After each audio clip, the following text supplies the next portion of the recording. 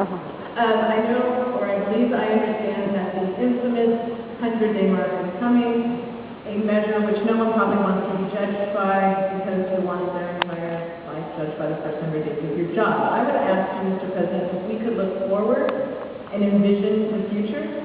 And I would like to know what you envision your legacy or the legacy of your administration to be when your presidency is over.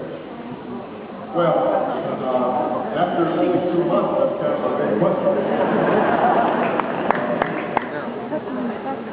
But here's what I would like to say. You aim high, knowing that you'll make mistakes and sometimes you'll fall short. Number one, my first task is to restore the economy of the United States, but in concert with other nations to restore global economic growth. That's my number one task, because we are going through the worst crisis since the 1930s. That means that not only do we have to fix the banking system, put common sense regulations in place to prevent a crisis like this from ever happening again, making sure that we are keeping trade relationships between countries open.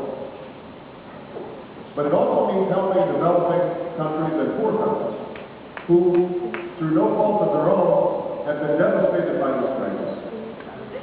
And if we allow them to collapse, will ultimately be a drag on our ability to prosper.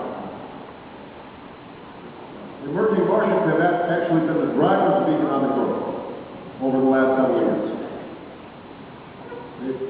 If we can get millions of Chinese to prosper, that is ultimately good for us.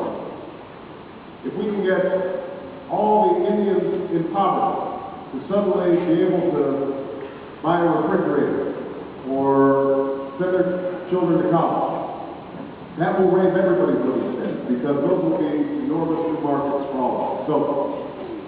So what I want to be able to do is not only fix the immediate crisis, but working in partnership with other countries, create a path toward sustainable, responsible growth. And I think we can do that. There are a lot of people who benefit from globalization, but there are also people who have been harmed by globalization. Globalization in and of itself can be good, but can also be destructive. If we create the right framework so that what happened in the banking system can't happen again, then globalization